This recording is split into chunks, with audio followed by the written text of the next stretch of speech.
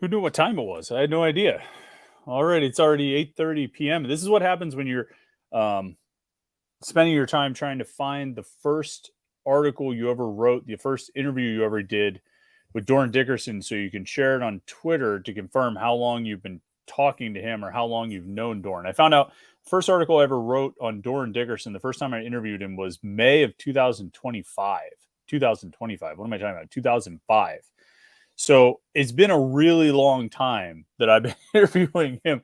And yeah, it basically reads exactly like every other recruiting article I've ever written, but it's really long. So there's that. I was just about to tweet the link to Doran. So if you're really curious to read the first article I ever wrote on Doran Dickerson, which was one of the first recruiting articles I wrote back in May of 05, you'll be able to find it on Twitter. But for now, that's not why we're here. We're here for the live Panther-Lair Show. It's a Wednesday night, and you know what we do here. We get together and talk about Pitt sports, everything going on in the world of Pitt sports. Here on the live Panther-Lair Show every Wednesday night, Jim Hammett from Panther-Lair.com is going to be joining us in a few moments after I tell you about the website, Panther-Lair.com, the most comprehensive source of Pitt sports news on the internet. Football, basketball, recruiting. You find it all at Panther-Lair.com. And of course, message boards interact with hundreds and thousands of other Pitt fans all day, every day. People are on the message boards talking about Pitt sports. And I mean, if you're a Pitt fan, it's the kind of thing you want to do is you want to talk to other Pitt fans about Pitt sports, right? And that's like that's one of the most fun things of being a sports fan. If you're a Pitt fan, it's one of the most fun things of being a Pitt fan because sometimes the games let you down, but at least you'll always have someone to talk to about it on the message boards at Panther-Lair.com, right? You're disappointed about this loss. You're disappointed about that recruit. Well, at least you don't have to live your life of misery alone. You can share it with other Pitt fans. You can also share in the victories because it's a lot of fun on those nights as well. So if you're a Pitt fan, check it out. Panther-Lair.com, Pittsburgh.rivals.com. And right here on YouTube, youtube.com/Panther-Lair.com is the video channel, the YouTube channel, or you can get all of our video content, morning Pitt videos, Monday through Friday, these weekly live shows. Our post-game show, we'll have our first one of those this Saturday after the Wofford game. Not sure of a start time on that yet, 8:30, 9 o'clock, somewhere around there. What else do we do? Interviews, post-game press conferences, practice videos. I mean, we're not allowed to take practice videos anymore, but training camp we did. We put a lot of those out there. So there's a lot of video content for you at youtube.com/Panther-Lair.com. So do me a solid and like this video and subscribe so you never miss any of our video content. Of course, you don't want to miss any of these live streams either because it's not just me sitting here talking to you. It's our good friend Jim Hammett. We will bring him in now. There he is. Jim, how are you this evening? Good, Chris. Today was the first morning it felt like football season, just like that cool weather in the air. It feels like football. Yeah, it's 8:34 p.m. here on the East Coast, and my watch tells me it's 64 degrees outside, which is pretty cool. I mean, like a lot of times I'd be sitting here kind of sweating doing the show, and not because I was like, feeling the heat or anything. I don't have any, studio lighting here that was like overwhelming. It was just really hot. But yeah, it's cooled down a bit, and I haven't put on pants yet. Have you gotten to the point of wearing pants, or are you still in shorts mode? No, I have long sleeves on. That's okay. That's as far as I will go.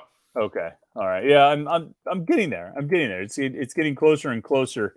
And so yeah, it's kind of appropriate. But didn't someone say like, isn't it supposed to be really hot on Saturday? Or am I wrong about that? Yeah, I think game time temperature is like around 86. So yeah, okay. So we'll be right back in. Oh yeah, Saturday it's going to crack into the 80s again. Sunday it'll be even hotter. Oh, 90s next week. So much for feeling like football weather when it's going to be a high of 94 next Wednesday. So yeah, not so sure about that. But anyway, it's game week. Wofford on Saturday. What have you learned about Wofford so far, Jim? What do you know about the Terriers? Their head coach is Sean Watson. That's not fair. Everybody knows that. What else have you learned about the Terriers? Their old head coach used to be Josh Conklin. You're cheating, Jim. This is not I was counting on you for the intel and the information and something like that. I mean, what do you got on Wofford? Well, that's what I was going back to the press conference on Monday, and not one thing was talked about the actual opponent other than their head coach. So I was actually going to probably ask Pat about that tomorrow. Just who do they have? What do you know? Yeah. There, you know what, it was interesting. So I looked through. I was like, what are the chances? Is there any chance that one of these guys was somehow one of these players was somehow recruited by Pitt, or if there's some kind of connection to Pitt? And I couldn't find anything at all. I don't think I found anybody really from Pennsylvania on their roster. They don't really have many transfers either. I kind of expected there to be a bunch of transfers. I expect almost every team to have a bunch of transfers, but certainly I think when you get down into like group of 5 teams and then down into the FCS, and I expect to see more and more transfers. I feel like I saw maybe a half dozen, and there might have been 1 or 2 from the MAC. And other than that, it wasn't really, they're not even really built that much from transfers. So maybe there's, still some level of football that hasn't been overwhelmed by the transfer portal yet. But I couldn't find anything. I mean, I think it's about what you would expect. Most of the players are from South Carolina. But I don't really know. It's funny, like people talk about Sean Watson's offense and they're like, wow, if it's anything like it was when it was at Pitt, I don't know if it's going to be anything like it was when it was at Pitt. Pat Narduzzi said on Monday, they don't run as many jet sweeps. Well, maybe that's because you kind of forced him to run jet sweeps in 2017. To like, oh, we're going to build off of what we did in 2016, even though that wasn't really Watson's offense. So he's actually running his offense maybe now. I don't know. Is there anything that, not necessarily with them specifically, but like, what would scare you about a team like this? I mean, like, is it, that they have some surprise guy at quarterback, or they're going to, attack with like kind of stuff like RPOs type of thing? I mean, like what's, I guess the best way to put it is like, what are like the red flags with a game like this? I mean, I think going back to Wofford season, like I do remember I did write a preview about him, although it was back in July. But yeah. I think the thing that happened with them is, they fired Josh Conklin. They were 0-5 or whatever. They couldn't score a point, even though Sean Watson was their offensive coordinator. Whenever he took over, he did seem to find a little bit of continuity, some success on offense. So I guess the one thing you could probably say about them is that maybe they had some confidence coming down the stretch, and they could build off of that. I mean, I don't think they had any they were ranked 93rd in total offense and 99th in total defense at the FCS level. So I mean, it's they are an FCS team, and they weren't a very good one, I guess. No, I think that's a fair assessment, and it should be one of those games that they can take care of. I was looking Sean Watson's offense at Pitt.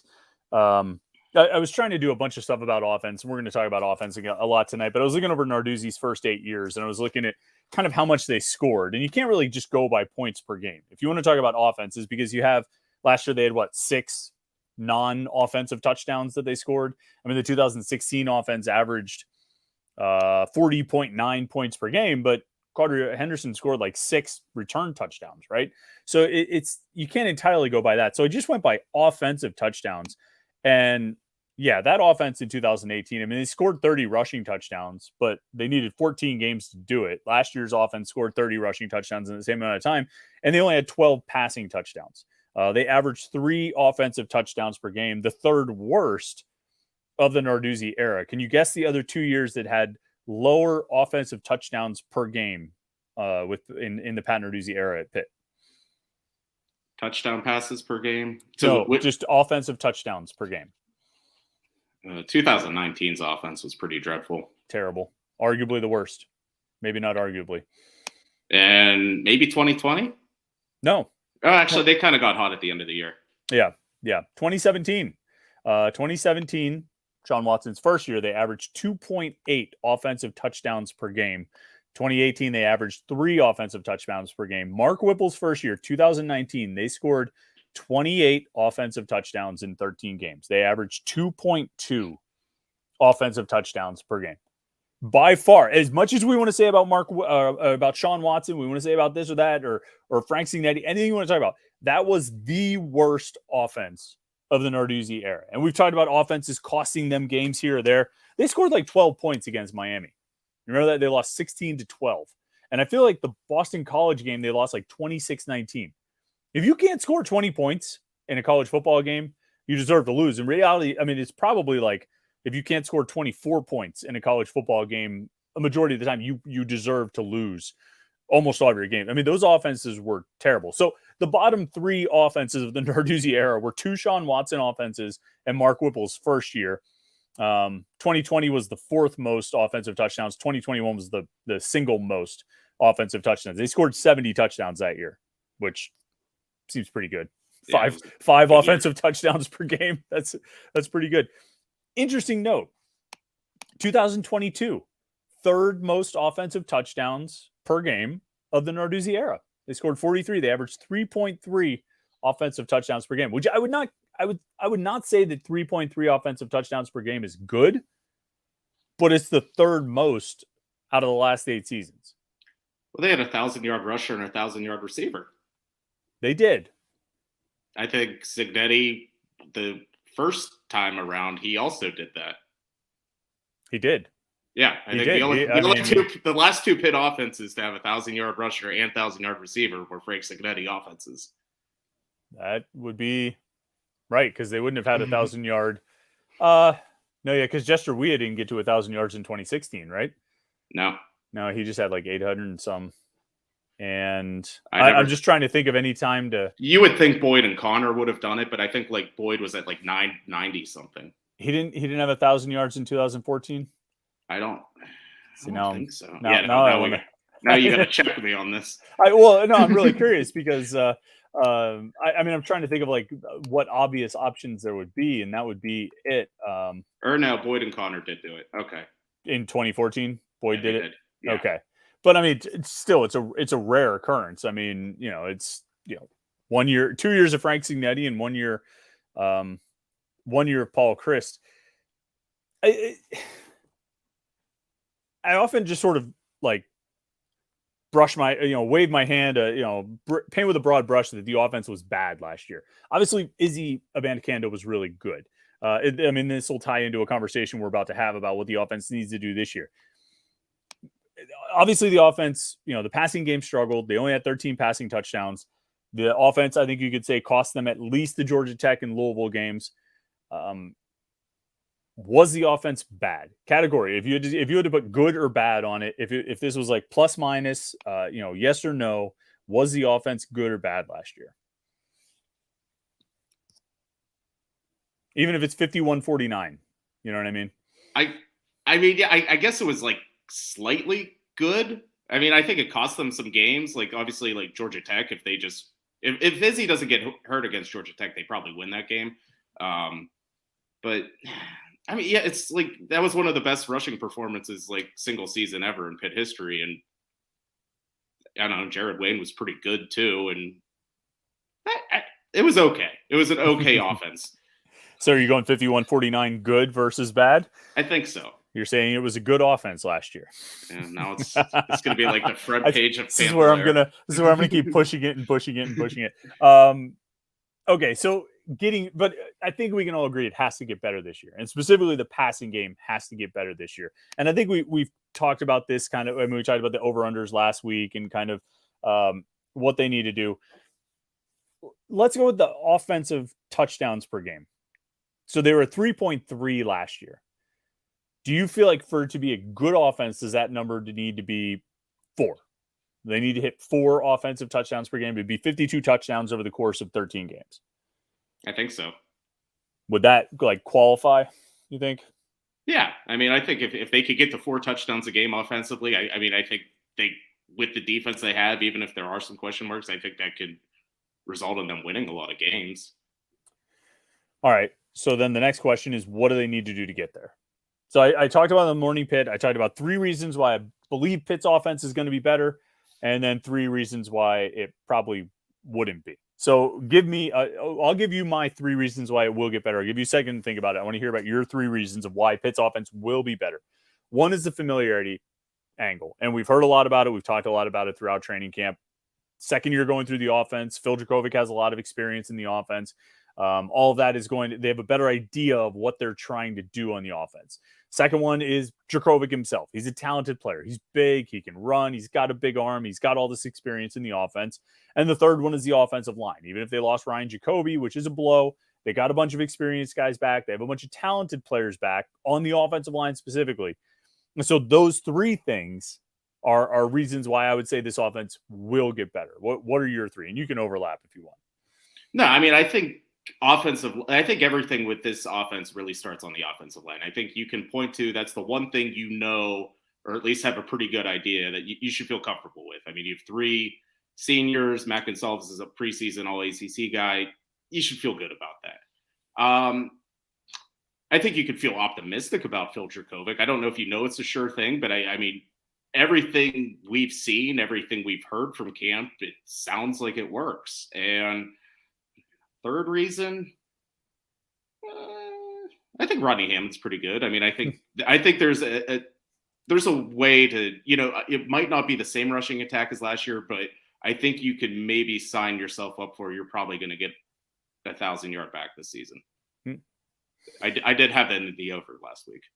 The 1,000 yards. Oh, yeah. Like what did I have at 999.5 or something like that? Something right on the number is like, it's basically just asking, do you think Rodney Hammett will rush for 1,000 yards? And you do think he will. All right. Now 3 reasons it won't work. 1,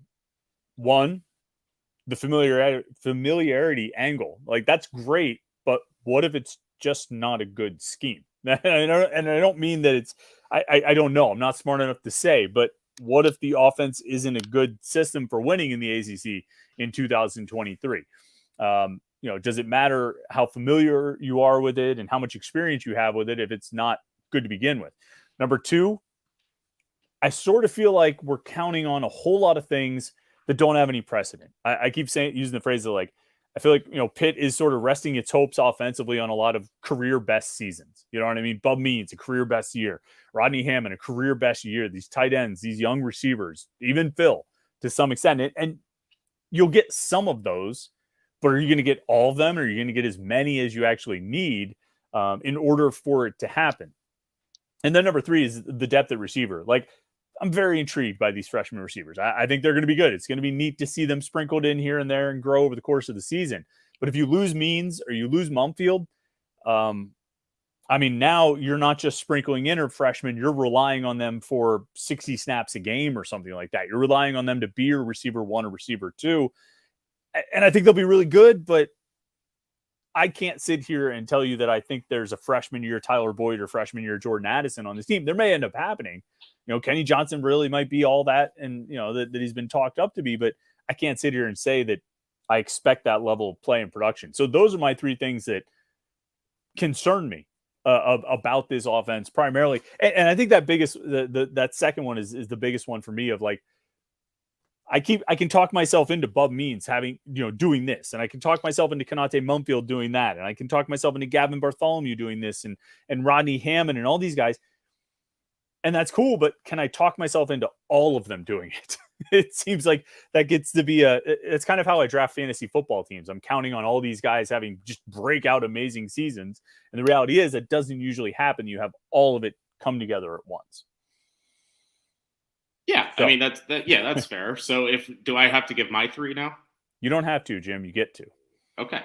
So I think number 1 is Phil Dracovic might not be good. I mean, there's a chance. I mean, there's 2 years of, if he was not from Pine Richland High School and Pitt just brought in a Boston College quarterback that was injured a bunch and didn't really have good stats, nobody would be excited. So, like, he really only has the hometown, like, and the Signetti connection going. If that wasn't there, this would be very uninspiring. Yeah. I agree. 2, what if the defense takes a step back, which puts more pressure on the offense? Can they handle that? Do they have to score more points? Like, is it like, not like, yeah, they can score more points. Like, they have to score more points. And that's where I kind of wonder. Then 3 with you, I'm with the receivers. I don't know what to expect with them. Like, I think Bub Means is going to be good. I think Kenny Johnson could have a good freshman season. But I don't know. I mean, like, I need to see it with my own eyes. So, I mean, I guess we're going to get a lot of questions answered at least Saturday and probably in 2 weeks against Cincinnati. Well, that's the other thing. And we were talking about, I forgot, I was having a conversation with some of the other writers. I forgot what day we were talking about it, Monday or Tuesday. We were talking about this game. And like, I mean, it's been a couple years since Pitt has played an FCS opponent in the opener, but I mean, we've seen this story. We've watched this movie a bunch of times. I mean, we've watched Pitt against an FCS team in the opener. The 2016 team is a great example where they played Villanova, and I think they won 28-7. And if I'm not mistaken, one of those touchdowns they scored was on a kick return. So that, 2016 offense, which averaged 4.9 offensive touchdowns per game, barely got 3 because they were holding so much back and playing secret so much. Is there any chance I don't even know what would count as opening it up, but come even close to opening anything up and taking shots and trying to attack and trying to be explosive in this game on Saturday? I mean, there's a chance. I mean, the only time it really happened was 2021, and they were just letting Kenny Pickett bomb all over UMass. And who else did they play that year? New Hampshire. Yeah, they had the take out their frustrations on New Hampshire after Western Michigan, so they just beat the crap out of them. But you're right, UMass, they opened against UMass and won 51-7, so that was a bit of a blowout there. I mean, I think everyone would want to see it because everyone, is still wondering all these things about Dracovic. But I mean, I would guess more than likely it'll be that like 28-7 type of game where they just kind of sit on them. I think that's kind of what Pat Narduzzi likes to do against these FCS games. And he's not going to want to try to show West Virginia or Cincinnati anything, which I don't know what surprises they're holding back. I mean, I think everyone has film on everyone, but I get it. But I could see them. They're not going to be bombing 50 yards down the field every play. I mean, it's just not what's going to happen. They're going to try to get everyone some work. And, I know people complain like, oh, they don't get the backup quarterback enough reps, but they get like the backup everyone else a lot of reps. So I think that's usually what happens in these games. Yeah. That UMass game, just out of curiosity, because I just looked it up, Pitt scored 7 offensive touchdowns in that game. 5 of them were rushing. Can you name the 5 players who scored a rushing touchdown against UMass in the 2021 opener? Izzy. That's 1. Vincent Davis. Oh, that's good. That's 2. Did Ronnie Hammond get 1? He did not. He was the leading rusher, 8 carries for 45 yards. No, AJ Davis. That's 3. I forgot. He was on the team for like 3 weeks that season. That's right. That's right. I forgot about that he left mid-season. You got 3. You need 2 more. Is there like a Jordan Addison reverse? Jordan Addison did not have a rushing attempt, although he did have a receiving touchdown. 5 catches, 40 yards, 1 touchdown. How about Daniel Carter? Daniel Carter scored a touchdown. You got 1 more. Who else scored a rushing touchdown in this game? Pickett? Kenny Pickett did not record a rushing attempt in this game. Oh, he did. Sorry, 6 carries for 39 yards, but he did not score a touchdown. I had scrolled down. Sorry, Jalen Barton had 1 kick return for 47 yards, which that was pretty good. I don't remember that at all. Nope. I know. Shockey. It was not Shockey Jacques Louis. It was Nick Patty. 1 carry for 9 yards and a touchdown. So, not sure when that score came, but it doesn't matter. Nick Patty. Nick Patty was also 5 for 5 for 58 yards in that game. You talk about getting the backup quarterback in. Nick Patty threw 5 passes, and Davis Bevel went 2 for 3 for 45 yards. So, they got the backups in against UMass. But UMass wasn't FCS at that point, right? No, that was an FBS game, but it was... Right. So maybe Narduzzi's policy is he can't show the playbook against FCS opponents. But if it's FBS, then he'll, open it up and, try and score a lot and all that kind of stuff. Or maybe UMass just couldn't stop Pitt's run because even though it was Mark Whipple, they ran for 223 yards in that game. So they had 1 team carry for minus 18 yards. I'm not sure what that would have been. Maybe a fumble? Bad snap? I don't know. Bad snap might have been. Oh, and Drexel did have some adventures. Yips. Yeah. He had some adventures. There was for sure. All right. Okay, offense. I mean, yeah, it's funny because like we've all waited so long to see what this offense is going to look like, and I just don't feel like we're going to get a whole much of a picture on Saturday. What are things that you are looking for on Saturday though? Like what either side of the ball, special teams, whatever it is. Like what are you looking for? What do you think you will see or be notable to see on Saturday? I mean, I think everyone not just Kenny Johnson, just the freshman wide receivers in general. I want to see how they move around and look. And, you hear all these great things at camp and you see a couple videos and see them running around, but you haven't really seen them play real football yet. So I'm kind of interested to kind of see that. I think defensively, the biggest question mark with that whole group is safety. I mean, you want to see Javon McIntyre and PJ O'Brien play together. I mean, it hasn't happened yet. They haven't been on the field together yet. So you want to see how they communicate. And I mean, I just think kind of all the new names. I mean, you want to see Phil run around, and there's going to be some different guys on the defensive line getting rotated in. So I mean, there's a lot of things to see. I mean, the thing with this Pitt team, there's a lot of continuity, but there's also like they have brand new DNs, brand new safeties. So there's a lot to see, I think.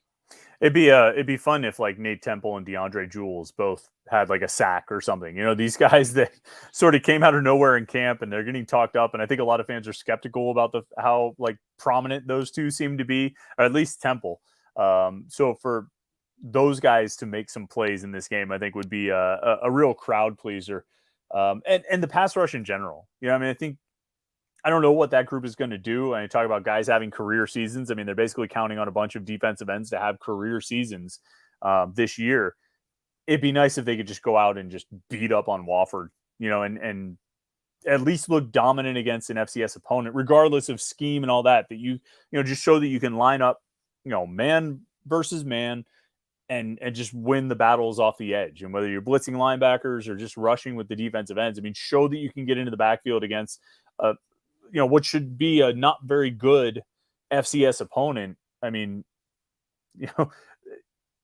it doesn't necessarily mean you're going to be able to do it against Cincinnati, West Virginia, and the rest, but you certainly would feel better about your chances if you can beat up on Wofford and then, maybe create some momentum and carry it over.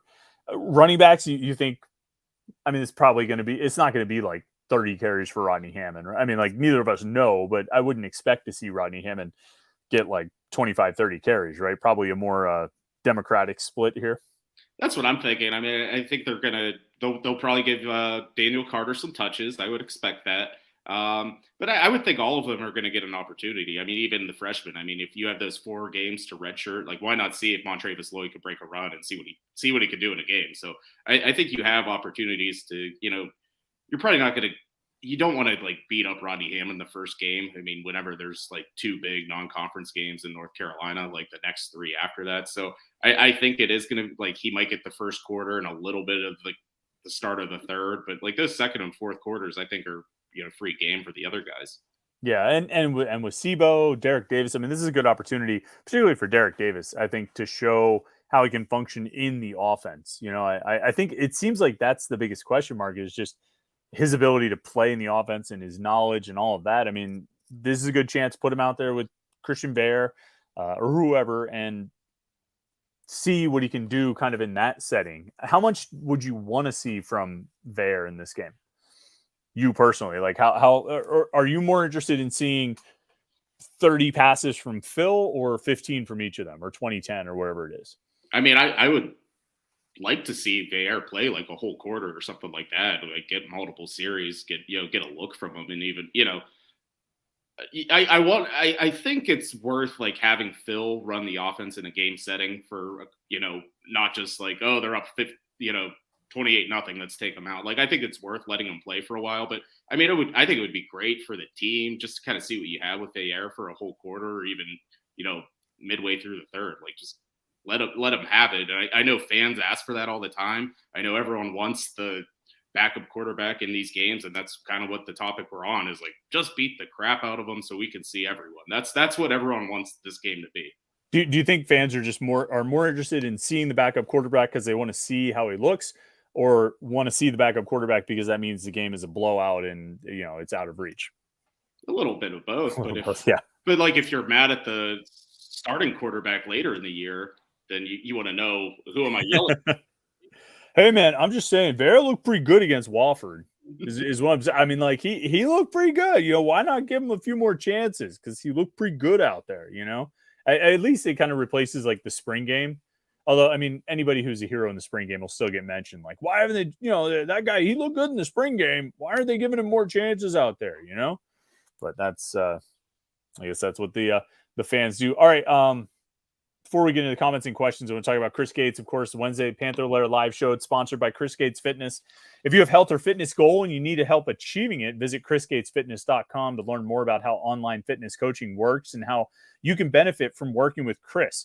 Now, Chris will work together with you to create a fully personalized exercise program and pair it with a customized nutritional strategy that works you towards your goals. And he'll be there every step of the way to support you through the process, whether you want to build muscle, burn fat, develop more functional strength, train for a sport or event, or just generally develop healthier lifestyle habits. Online coaching is one of the fastest and most efficient ways to get you from where you are now to where you want to go. Plus, Chris loves working with fellow Pitt fans. He's a diehard Panther fan and a subscriber to both Panther-Lair podcast and the Panther-Lair.com website. So go to chrisgatesfitness.com, learn more there, and be sure to mention Panther-Lair when you apply.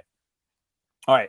Speaking of spring game heroes, FCS heroes, one guy who I almost feel like I should bet money on this guy having a big game on Saturday because he will then be talked about even more than he already is Chewabuko. And one of our first questions right off the bat, TRR says, Jet sweeps with Che this season?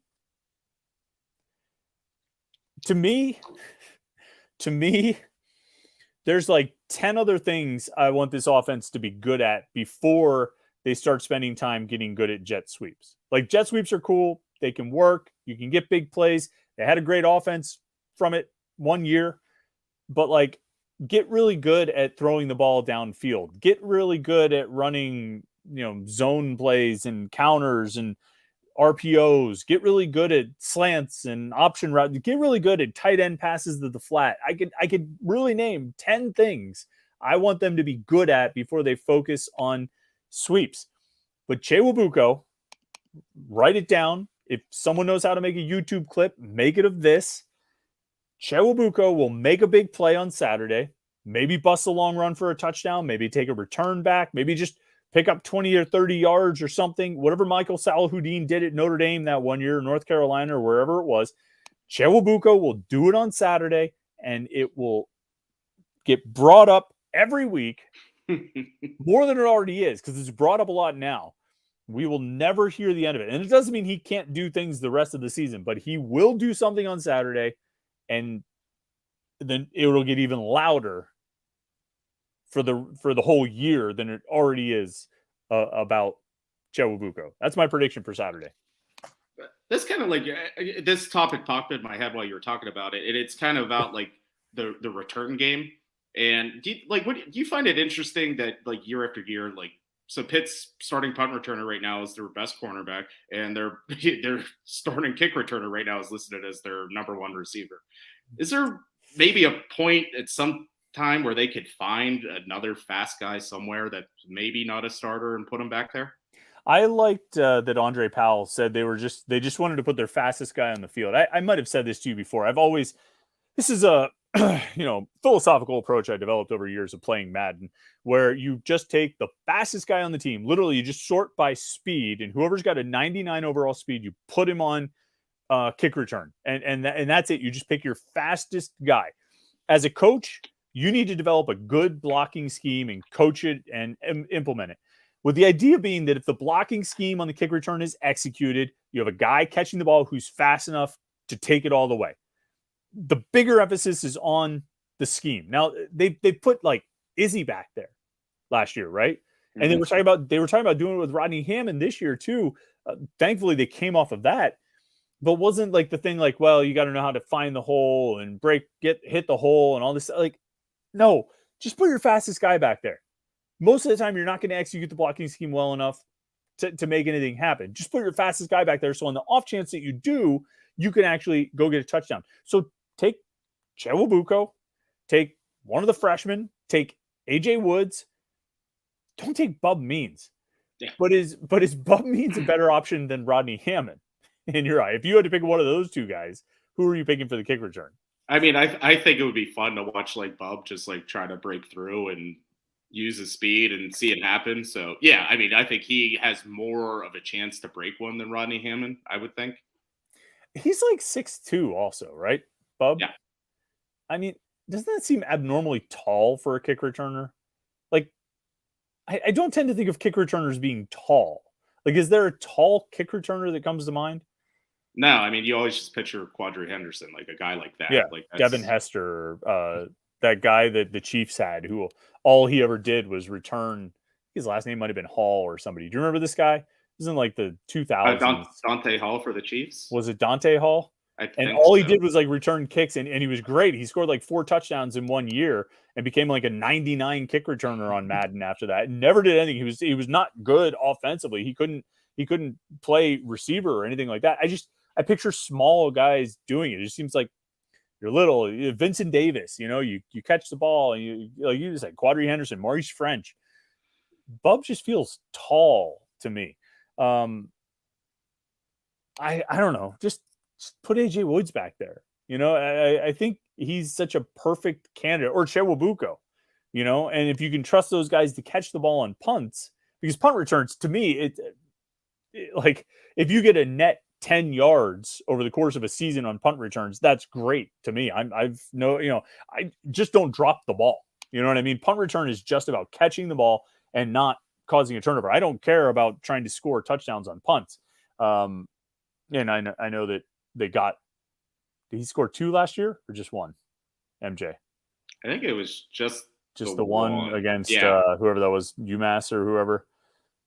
Yeah, I have my scoring here. MJ. Yeah, he scored 3 touchdowns, so he had the 2 pick sixes in the punt return. I just would put the fast guy. I don't know why your number 1 wide receiver is out there. I don't know why your number 1 running back used to be out there. And for as exciting and electric as he is, I don't know why your number 1 corner is out there. Speaking of number 1 corners, just to left turn on this, what'd you think about Marquez Williams being an or starter? I know what Marquez thought about it, but what'd you think about Marquez Williams being an or starter on the depth chart?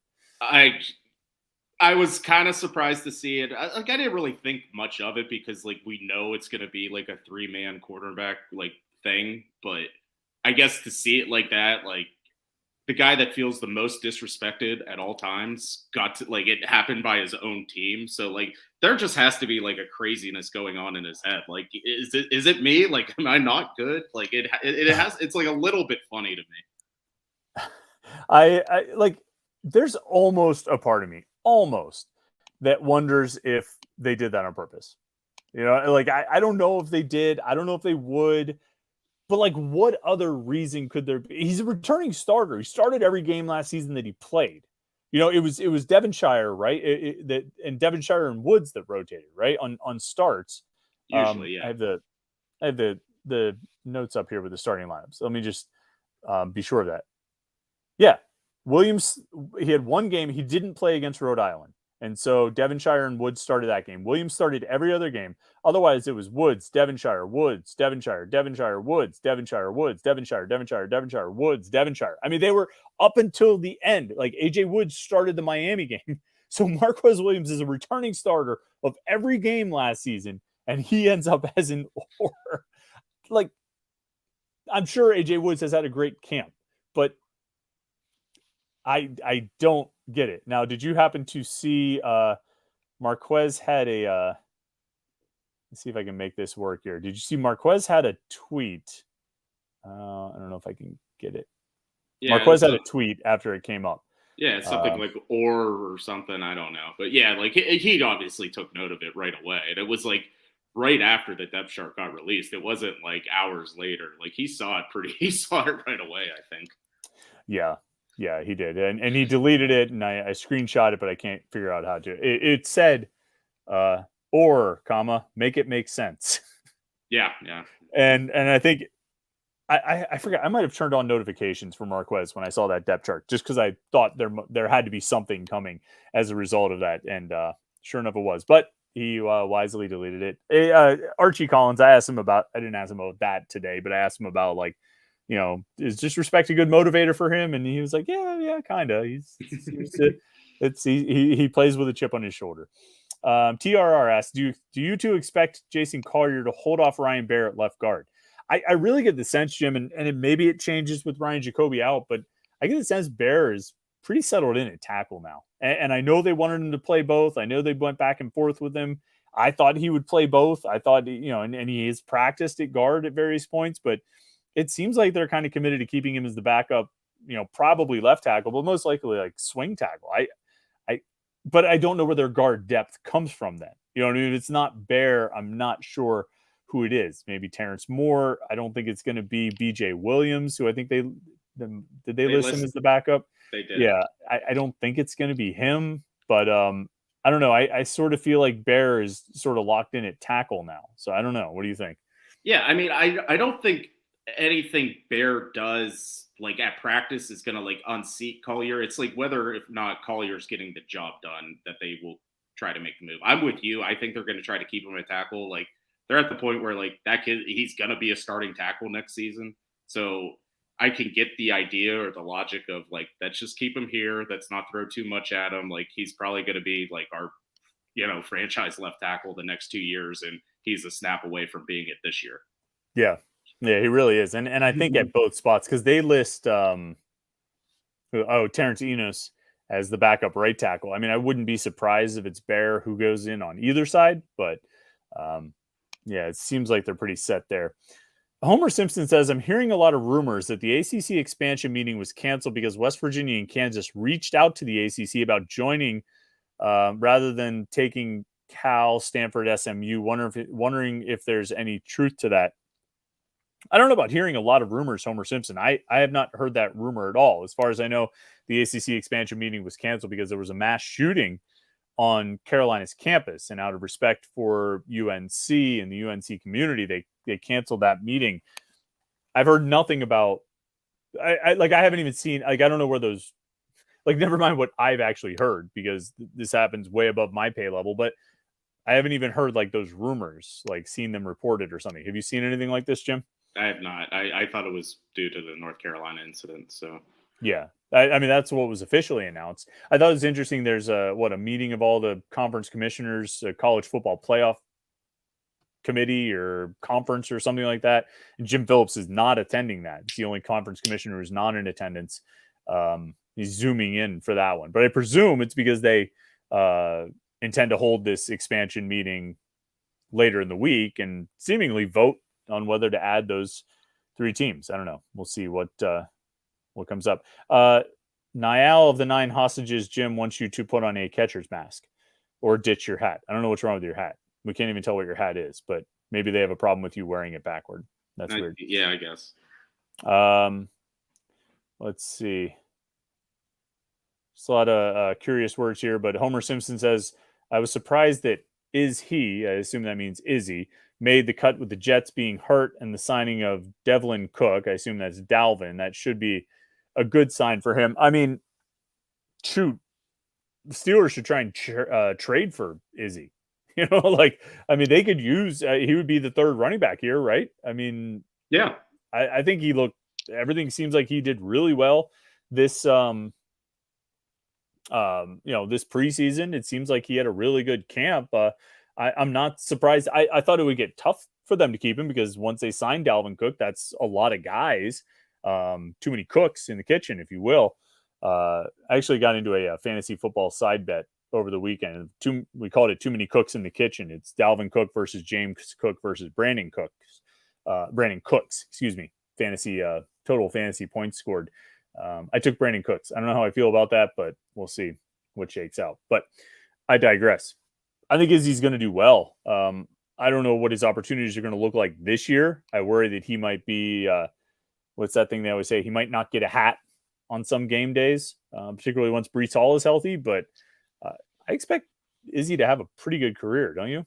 I do too, and I think part of the reason they kept him is because I think that like the Dalvin Cook thing was like kind of to like appease Aaron Rodgers, like let's make a run with some veterans and see how it goes. But I think long term, I think Izzy's probably going to be the option in a year or two, so I could see why they didn't want to get rid of him. Speaking of fantasy sports, you and I are in a college fantasy football draft, are we not? Yeah, it's happening right now. This is happening right now? Yeah. What's your team name? I'll tell you who you have. I think I had the 2nd pick. But I don't know. But I've completely forgot. Can't even find the link to this thing. So I don't know where. You have Marvin Harrison. That was my first pick. Yeah. Are we a PPR league? What's the scoring system? Do you know? I don't know. But if you notice, like probably like right when this draft started, there was like a big ding in my ear, and I like jumped, but it was like the draft starting. No, I can't actually hear that because I worry sometimes that you can hear mine when someone sends me a text or something like that. Oh, I also have Trey Benson, the Florida State running back. So I guess that was my second pick. I like my team so far. I have Drake May, Henderson from Ohio State, a Tennessee receiver. Oh, okay. I got a good thing going on. We're coming back up. Oh, I'm the yeah, that's right. I have to find out how to actually get to the draft itself so I can look at what's happening here. Oh, there's the draft room. Okay, I don't want to get too distracted here. We got a lot of questions. Oh, wow, this is very colorful. Oh, yeah. Wait, did you just hear that? The ding? Yeah, that's what happened to me. Okay. Did it come through over the audio? Okay. Yeah, I was like, oh, wow. So is that going to keep happening throughout this in the next 20 minutes here? I found a way to turn down the draft noises. Okay.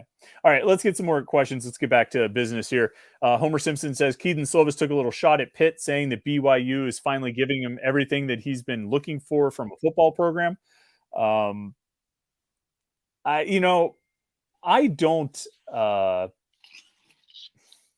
don't begrudge Keaton Slovis taking sort of a subtle shot at Pitt, if only because everybody at Pitt seems to be taking subtle shots at him. Far more than he has. Like, he might have taken subtle shots at Pitt as a whole and the program, but like pretty much everyone is taking shots at him directly. He caught a lot of strays. Yeah, like so many. I mean, they're not even strays. I mean, they are direct aimed shots. They're bullseyes just without a name on them. I mean, if we could just go one day at Pitt without hearing about how much better the leadership is this year than last year. I mean, guys, come on, just take it easy, because guess what? If he goes out and throws a couple of touchdowns against Louisville or throws a couple of touchdowns in the first half against Georgia Tech, I don't give a damn what kind of leader he is. They would have gone 10-2 and gone to the ACC championship game.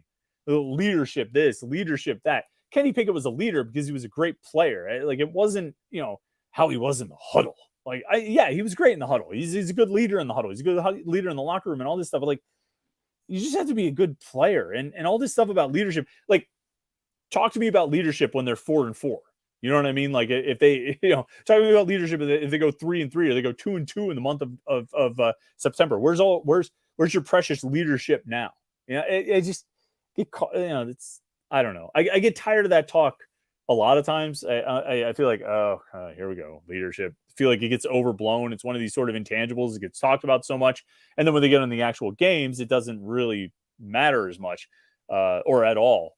But in this case, it's particularly sort of weird because of how it's just like shot after shot after shot after shot every day. And it's like, guys, you don't have to, you can just say Phil's a great leader. You don't have to say, which is something we didn't have last year. And they say it every day. I don't know but you know what? It starts at the top, right? Players take their cues from the guy at the top. All right. RJC Man is a super chatter. I'm going to get to see what he has to say. I don't even know what he's saying.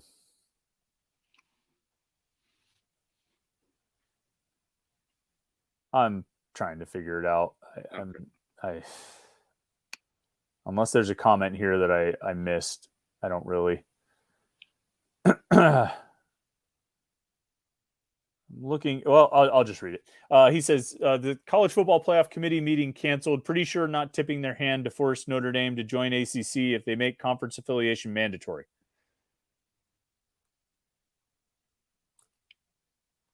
Did the college football playoff committee meeting get canceled? I don't think so. No. It's happening. Jim Phillips is just not attending in person. He's over Zoom. RJC Man says if the SEC and the Big Ten make conference affiliation mandatory, Notre Dame joins ACC and expansion goes through without a hitch, in my opinion. Look, okay, let's just try and pull a morsel out of this. If the college football playoff committee ever says you have to be a member of a conference to make the playoffs, then sure, Notre Dame would probably join the ACC. The college football playoff committee is never going to say that you have to join that you have to be part of a conference to make the playoffs. without Notre Dame's, I wouldn't even say tacit, but direct written approval. Like they would never make that move because there's only one school that affects and impacts. Maybe UConn. Did UConn ever end up going independent in football? I think they are. Okay. So no disrespect to UConn, but there's only one school that really impacts. So if you make conference affiliation mandatory to make the playoffs. So they would never, and it just so happens to be the most important college football school in America. So they would never make a rule like that without the approval, the express written consent of Notre Dame. So it's not like Notre Dame's going to be like, oh, you guys did that? Crap, we got to join the ACC now. It's not going to happen that way. Yeah.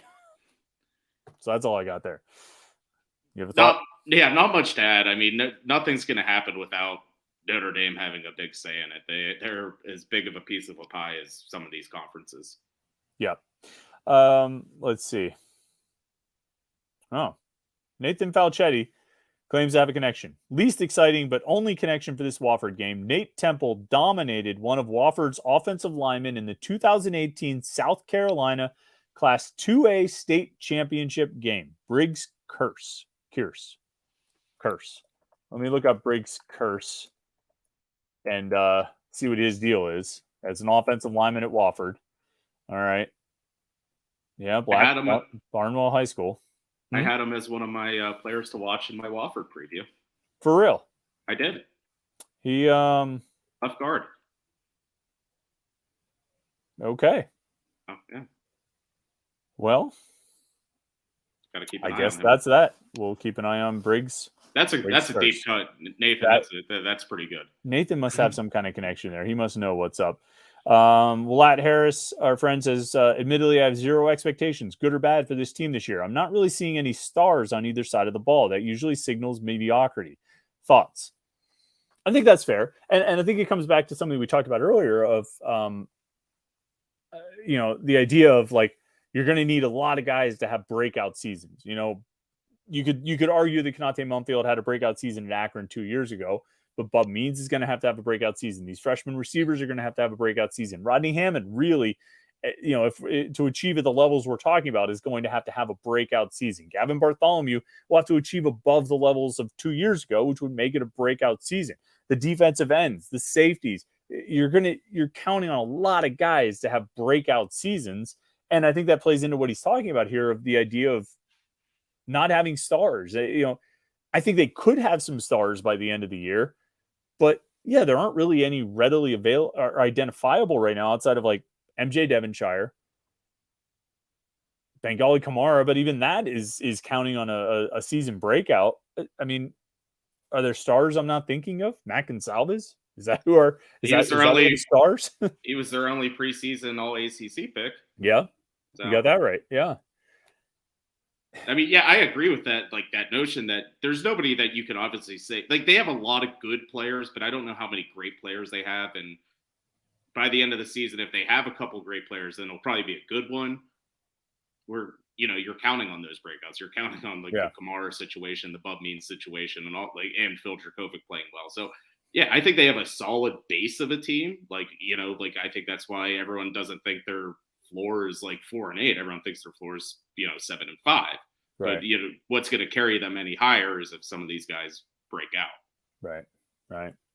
TRR says, should we expect one true freshman running back to play more than 4 games? I think there's a decent chance of that. I think Montravius Lloyd could potentially, even at the end of training camp, Andre Powell said that Lloyd was battling with Derek Davis for the 4th running back spot. Now Davis ended up on the depth chart as the 4th running back, but I think he's got a decent chance of playing more than 4 games. I mean, particularly given the sort of omnipresent injury concerns that surround the running back position. I think there's a decent chance that he plays. I would even probably say it's, better than 50% chance that Montravius Lloyd burns his red shirt. Would you agree? Or would you go under 50? I don't know if there's it's a sure thing, but it wouldn't surprise me. I mean, I think that's a position where they've always said you need 4 or 5 running backs to get through a season. So there might be a circumstance where he needs to play. I was just thinking that would have been a good over-under, freshman to burn red shirts this season. Oh man, that would be a good one. Hold on. Let me bring up the scholarship board real quick just to do a quick check here, because I like that one. We should get it in before the season starts. 19 freshmen. Set the over under at.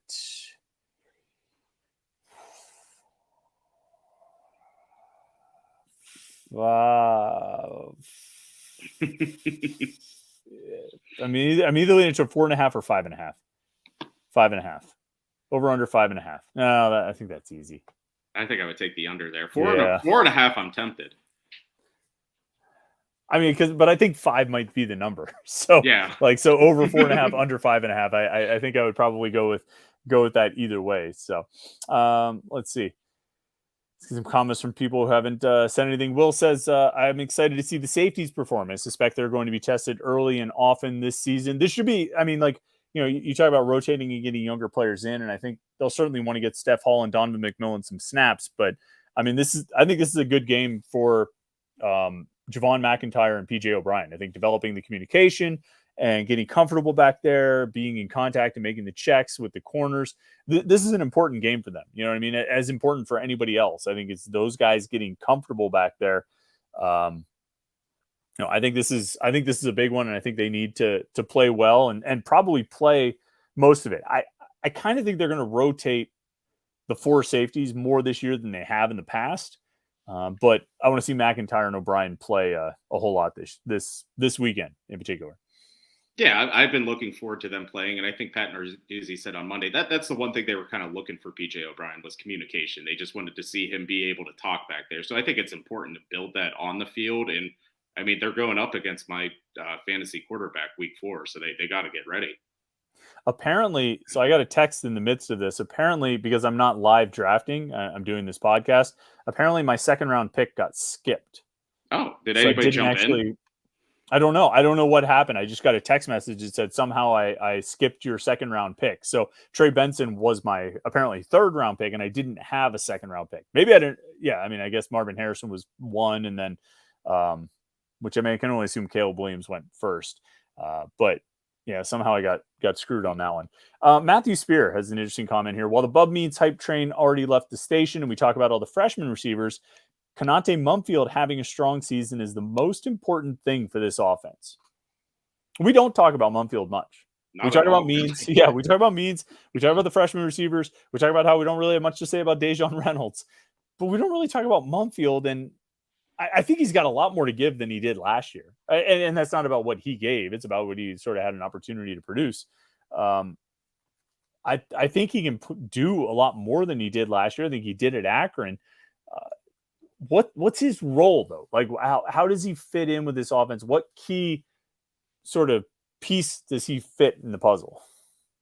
Yeah, it is weird. We didn't talk about him much. It was almost to the point like there was like injury rumors like 2 weeks ago when we were still covering camp. Like I had to like dispel. I was like, no, he's out there. Like I promise. But I don't we always talk about like range of catch, like where he catches the ball. And I think he needs to get downfield a little bit more. I don't think he's like a catch and turn upfield. Like I think he can run better routes. And even in that West Virginia game, I think like last year, Keenan Slovis hit him on some, deep sideline routes and stuff like that. I mean, he averaged more yards per catch at Akron. So I think that's where he needs to be, is just get downfield a little bit more. Yeah. It'd be interesting to see if he can get in the end zone too. He wasn't really, even at Akron, he wasn't a big touchdown scorer, and certainly wasn't last year. But all right, we're coming up to the end of the hour. A lot of good comments and questions. We appreciate everybody who chimed in and offered their thoughts. And I guess we'll find out what happens on Saturday. First game of the season. Jim and I will be there. We'll have lots of coverage from the game, so make sure you stay tuned at Panther-Lair.com for all of it. And we'll have lots of videos too, from post-game and all that kind of stuff. So keep it locked right in here at youtube.com/Panther-Lair.com. Like this video and subscribe so you don't miss anything that we do, including these live shows, which are always a lot of fun. So, Jim, thanks for hanging out tonight. Everybody, thanks for the comments and questions. We appreciate it.